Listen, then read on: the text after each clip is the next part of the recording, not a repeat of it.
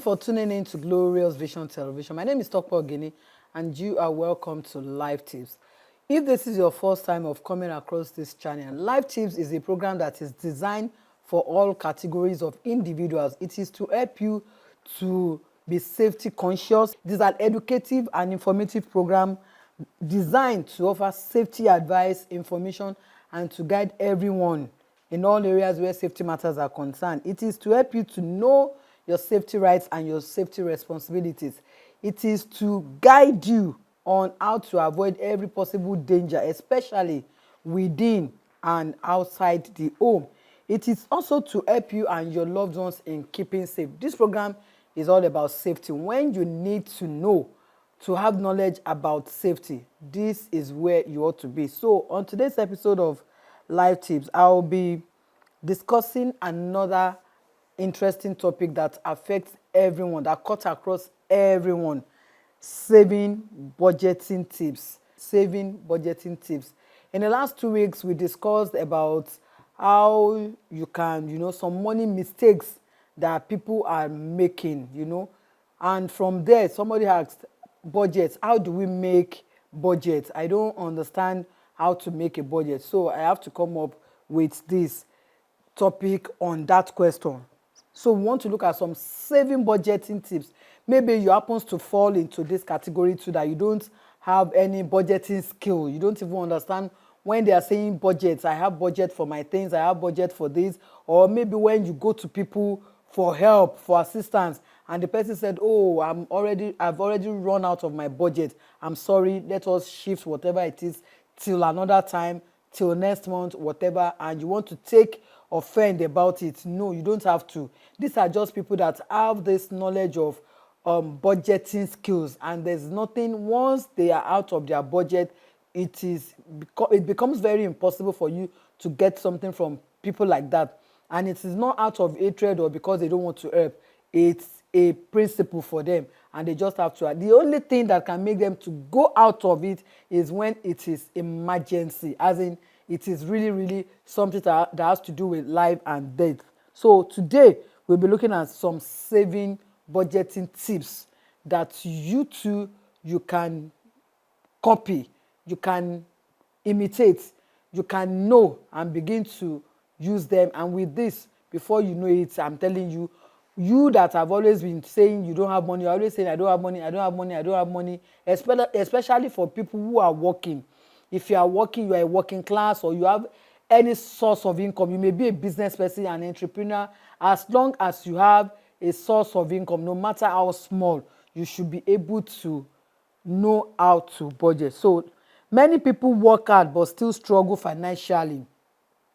Not because they don't earn enough, but because they don't plan. Yes, it's not because you are not earning enough of money, because the major excuse that people always give for not budgeting is, oh, I'm earning a little, my salary is so small, my income is nothing to write home about, so it's not even something that I can even be thinking of saving anything or doing any budget on. But I want to say to you that it's a lie. It's a lie. It has nothing to do about how small or how large your income or your money is. So what are we saying? But because they don't know how to spend what they earn, you are spending. How are you spending? You are earning, you are a salary earner, or you are a business person, and you have a source of income. So the money that has been coming into your hands, how have you been spending them? In the last 2 weeks, the one we discussed about money mistake, I said something there. I said there are people that have retired today. They are already retired, and they are regretting, because in their 20s, money was coming into their hands.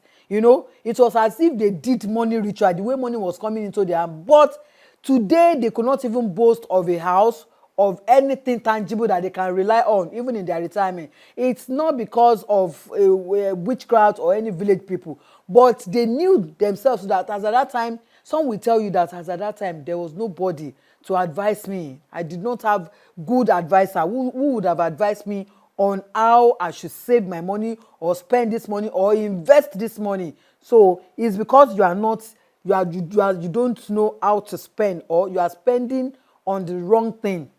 Budgeting isn't about restriction. It's not restricting you that you should not spend money. It is about control and purpose. It's about when you know how to control the way you are spending unnecessarily, being generous unnecessarily, you that you don't have anything and you have turned yourself to a philanthropist when you don't even have anything. You know that there are mistakes around that too. Some people, we give, we say, oh yes, I have to give, but what we are saying is that even at that, you must know how to budget. You don't just give and give. The same people that you give to, if everything turns around tomorrow, they may not be there for you. The only thing that will be there for you is what you are able to do with your own money, what you are able to invest your money on, the ones you are able to save even while you are doing your philanthropic course. If not, you will just discover that you're on your own. Whether you earn a little or a lot, learning to budget wisely is the key to financial peace and progress. That is absolutely true.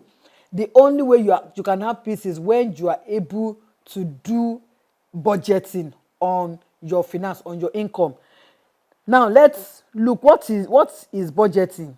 What do we mean by budgeting? Budgeting is the process of creating a plan for how you will spend and manage your money or your income. It helps you to balance what you earn, what you spend, what you save, so you can reach your financial goals without stress. That's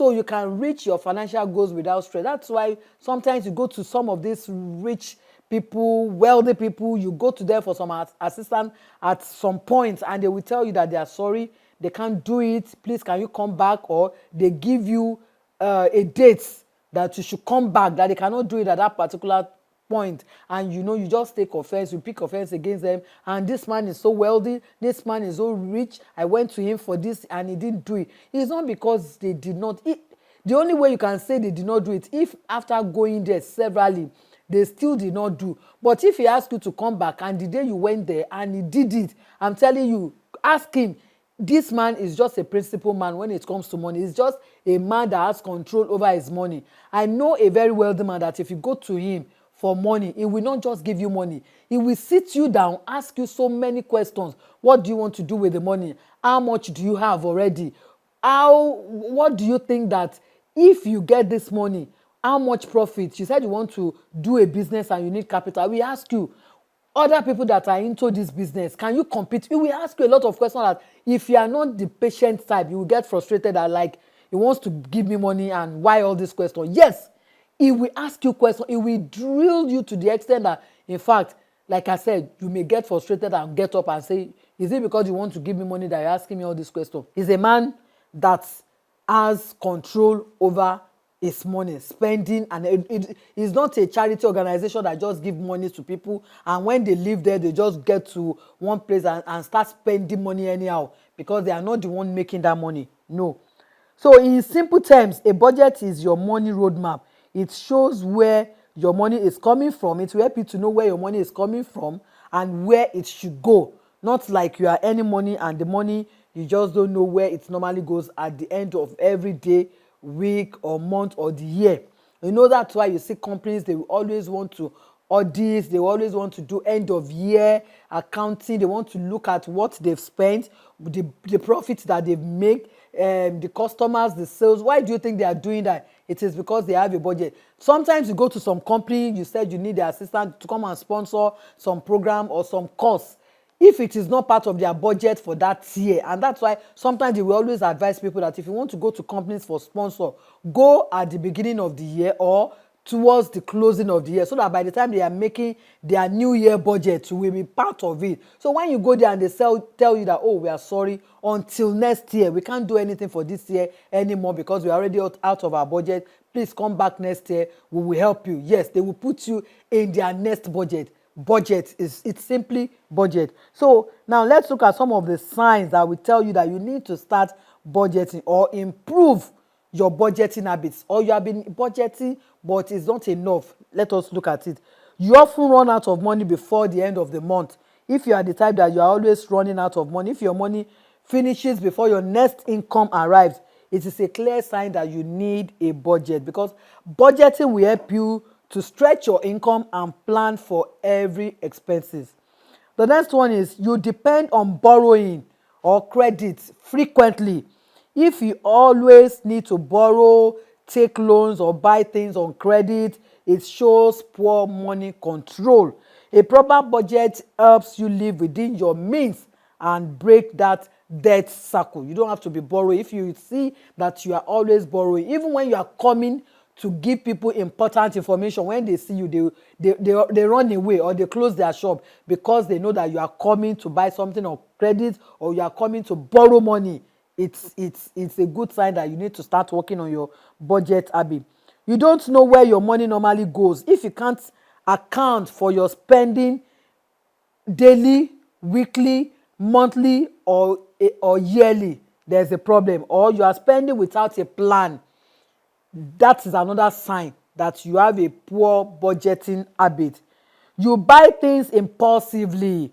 If you often buy things you don't really need just because they are on sale, you just see them on sale, you want to go, you get up in the morning to say, I want to go to the market today. And when you get to the market, you said, I'm going to the market to buy particular things.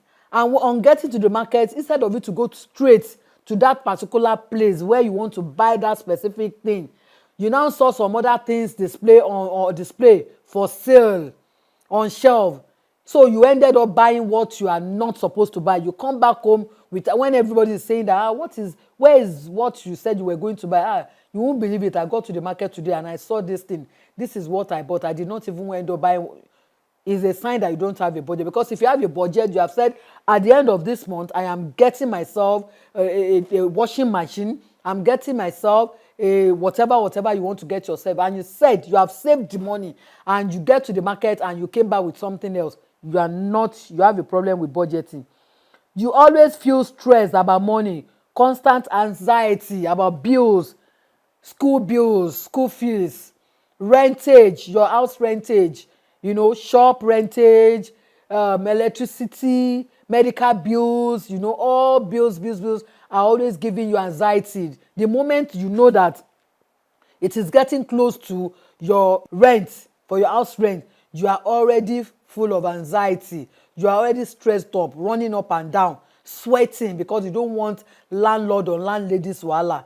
It's because you lack budget. Because for some people, they know how they normally pay their rent. They don't have to break bank and they don't have to borrow money from anybody. They have some savings that they normally do towards that time, and once it is getting towards that time, they will just collect the money and pay the rent, and the landlord or landlady blesses them that they will continue. God will continue to bless such people. Not when you are known for always be the one that will be the only one left in your compound to pay. You have little or no savings. Maybe you have little, or you are not the type that if you have been working for years and still have no savings, you are living without a spending plan. There are people like that. You can be saying, how can there be people who don't have savings or little or no savings? There are people who will tell you that I don't save money. They will tell you that I live the way life gives to me. I live the way money comes into my hand. I don't save money. They will tell you. I've had people say that before. I don't save money. I don't have any saving. I don't have any bank account. Or people will even tell you, I don't have any bank account. The money that comes to my hand, I spend it the way it comes. You rely on future income to pay current bills. If you're always waiting for your next salary to settle current debts, your spending is exceeding your earnings. You can't undo unexpected expenses, like if emergencies like repairs, health bills throw your finances off balance. It is a sign you need emergency fund. So you need to do that. Now let's look at some of the consequences of not budgeting. If you are the type that you don't budget, you'll be faced with constant financial stress. Without budget, you'll be living a life of uncertainty, always worrying about how to pay your bills or how to handle emergencies. The next one is under consequences is increased debt. When you don't plan your spending, you are more likely to borrow to always meet your daily needs or fund your lifestyle. You will always be borrowing, going for loan to fund your lifestyle, to meet up, to catch up with your peers. That's another consequence because you lack budgeting. No savings or emergency fund. Without budgeting, savings becomes optional.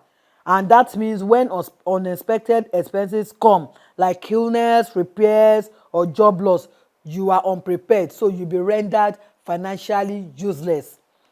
Wasteful spending is another consequence. A lack of budget leads to impulsive and emotional spending. You buy things you don't need or already have. You already have it, you still want to buy more simply because you didn't plan your expenses. Another thing under consequences is slow or no financial progress. You are going to have your financial progress is going to be slow. When other people are moving financially, your own financial life will be slow, or there won't be any progress at all. There won't be like any progress when it comes to finances. Your friends are building houses, they are buying land, they are having something to do, something good, great doing in life with money. You may not meet up to that. What are the benefits of saving? It helps you become a faithful steward. When you plan finances wisely, you show God that you can manage whatever He has entrusted to you. God bless faithfulness in small things. So it helps you become a faithful servant. The next one is it helps you save and prepare for the future. Another benefit of saving or having a saving habit is it helps you save and prepare for the future. Budgeting teaches you to save for tomorrow instead of spending everything today or the way it comes.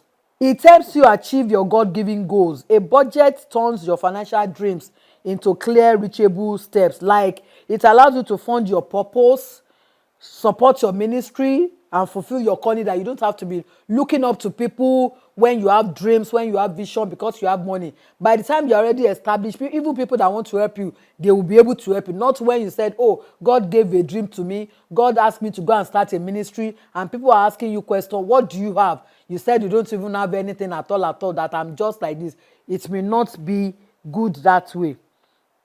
It keeps you out of debt and financial bondage. Once you're able to budget, budgeting helps you avoid unnecessary loans and helps you to live within your means. Debt brings pressure and limits generosity. It brings peace and contentment. A good budget reduces worry and helps you enjoy what God has given you. You stop comparing yourself to others and focus on gratitude. Quickly, let us look at saving budget habits that you need to have. Know where your money goes. You must know. You must track every expense for at least 1 month. If you earn 150,000 monthly and spend 1,000 daily on lunch, that is 30,000 a month. Many of you that you're earning salary, you should be able to track your income, like the food, what you spend on food, what you spend on transportation, what you spend on drugs or health or medicals. All those things are the way to do a good budget. So you must track where your money goes to. Number 2, create a monthly budget. Write down your income and plan your spending before the month begins. Like your income is 150, you can say rent 40,000, feeding, transport, savings, giving. You do it like giving. Maybe you have some people that you have to give money to. You have parents, you have siblings, or the church, your tithe. You have to ensure that you have this plan. Let it be according to what your income is. That's another way to budget. Planning ahead keeps you disciplined and reduced financial stress. Once you already have this plan, it helps you to reduce any financial stress that can come your way. Follow the 50-30-20 rule. This rule helps balance your spending. Example, if you earn 100,000, 50,000 for needs like your rent, food, transport, 30,000%, that's the 30% rule. For wants like your data, outings, clothes, then the 20% for savings or debt repayment.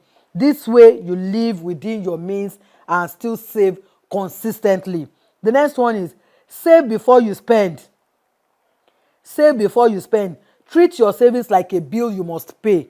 If you are earning 80,000, transfer 10,000 to your savings account immediately. You will build financial security over time without feeling depressed. Not after you have started spending it. The moment your income comes into your hand, the first thing you do is just transfer that save. If not, before you know, you will spend all the 80,000 and there will be nothing left to save thereafter. Differentiate between your wants and your need. Learn to say no to unnecessary expenses. Learn to say no to unnecessary expenses. For example, your need is food, your rent, and transport. Your want now is another pair of sneakers when you already have two. You have two already. Why do you have to buy one more? When you have not even worn the two, you still have a new one and you have one that you're already wearing. Why do you have to buy more? That's one. Unnecessary things that they are not something that you need, they are urgent, that is like if you don't get them, something will happen. If you don't get this thing, if nothing will happen, please don't bother yourself. Plan your shopping. Always shop with a list and stick to it. Like me, when I'm going to the market, I always have my list of everything. I always go with my list even before I leave my home. So always shop with a list and stick to it, and I always stick to it. It's not like when I get to the market, I don't see other things that catches my fancy, but I just stick to what I've gone to the market to buy, and I ensure that I buy everything and I attach the price to them, so that when I come back home, I will come and do all my calculations against the money that I took out, against what I've spent. That's a good way to do a budget. So if your grocery budget is 20,000, write down essentials like your rice, beans. That's how I do it: rice, beans, palm oil, vegetable oil, fish, and all the rest of them. Avoid impulse buys that can add 5,000 or 10,000 to your bill unnecessarily. If you don't need any, don't say let me buy them, so that maybe no, you don't need to do that. You are going out of your budget if you do that. Avoid unnecessary debt. Don't borrow to impress others or fund luxury. For example, if you want a 300,000 phone, save gradually instead of using loans to buy them. Debt creates pressure, patience creates freedom. So if you cannot afford it at that time and you want to have it, you can always save towards it. Once the money completes, get the money and go and buy. Build an emergency fund. Save a little regularly for unexpected events. It's always good. Saving 5,000 each month give you 60,000 at the end of the year. Enough for sudden repairs, bills, or emergency. There's difference between the one you are saving. This one, when you are saving this one, you don't even touch this type of saving at all. It is called emergency fund.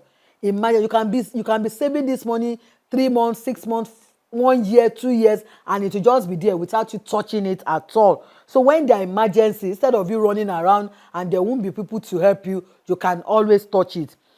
Review your budget regularly. Always check your spending monthly and make adjustments where it is necessary. If food prices rise, cut back on non-essentials to stay balanced. So you must check your spending monthly and ensure that you make some adjustments. The next point is include giving. Always budget to give. It keeps you grateful and generous.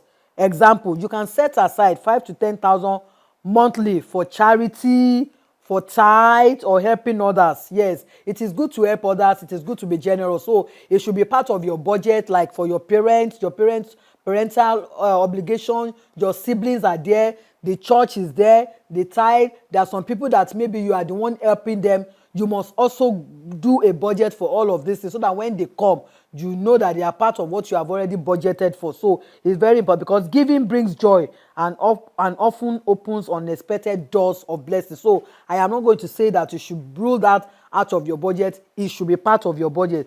In conclusion, budgeting is a sign of wisdom, not struggle. It helps you manage little faithfully so you can handle more responsibly when increase comes.